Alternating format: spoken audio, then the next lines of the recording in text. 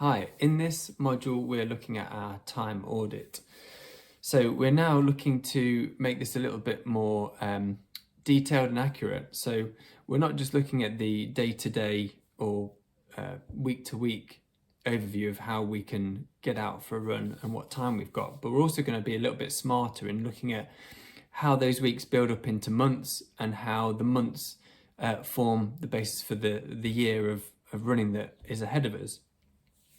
So in running coaching parlance, we talk about microcycles, which is a week of training, a mesocycle, which is a block of training, a number of weeks, and then a macrocycle, which could be a year or more.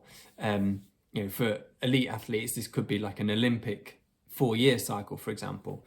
In teaching, we talk about short-term, medium-term, and long-term planning. But overall, what we want to do is come up with a comprehensive view of our running and the opportunities we have for running, and what external things outside of running in our lives are going to affect our ability to actually get out and run.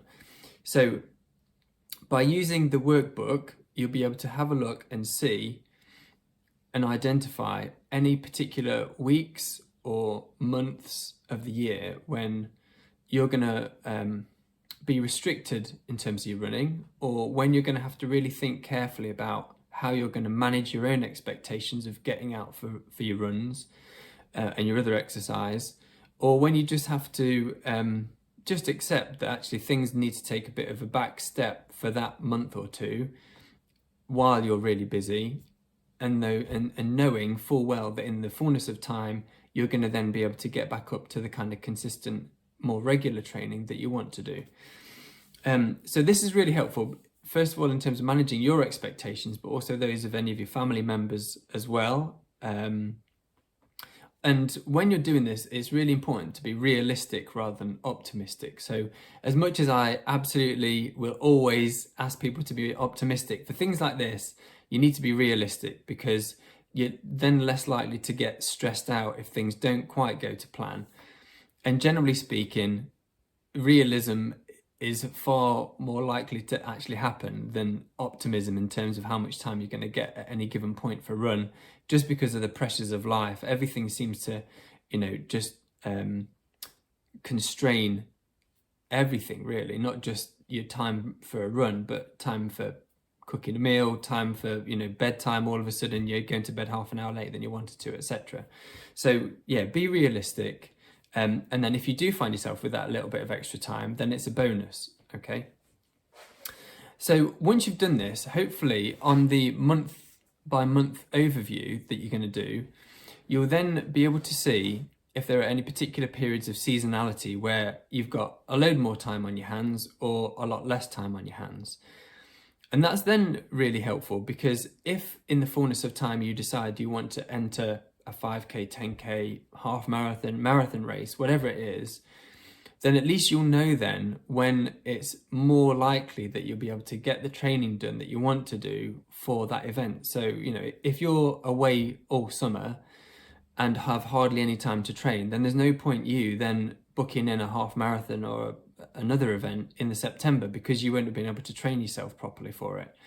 So just knowing that can really help you be a little bit more smart about how you use your time and what you build yourself up to be able to do.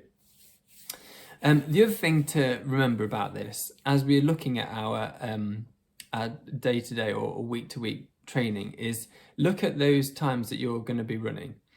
And the temptation will be, because I've seen it in myself, but also with all the athletes that I work with as well, is the temptation is to, as soon as you get out the door, is to just go for a run for as far as you possibly can in the time you've got, and then come back in and get on with the rest of your day or whatever. Now, there's this number of reasons why you shouldn't do that. So the first one is because your body won't be ready for it. I'm sure I've talked about that before, and I'll be talking about that plenty more times over these modules, is those first 10 minutes, you really need to prepare your body physically as well as mentally to run. So you need a good warm-up, okay? Ideally, you do a couple of running drills as well, which are in a later module that you'll see soon.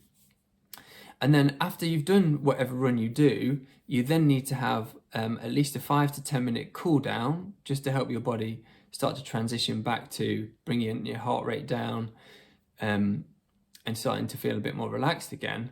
But also you need to have a good stretch at the end. So generally I would say you want to, however long you're going to run for, you need to then add 20 minutes onto that time, because that's the time that you're going to use to warm up, to do some running drills before the run. Then after the run, you can do a cool down and your stretches. Okay, so if you work to that, then you'll know how much time you've got to actually do your run. All right, and then that will help you work out what kind of run you're going to do and what the best kind of type of run it is you can fit in the time that you've got. And the other important thing about that as well, in terms of preparing your body for a run and then stretching off afterwards, is that as we get older, we can't get away with as much as we used to be able to get away with. You know, in our teens and in our 20s, we could just fly out the door and start running and would be absolutely fine the next day.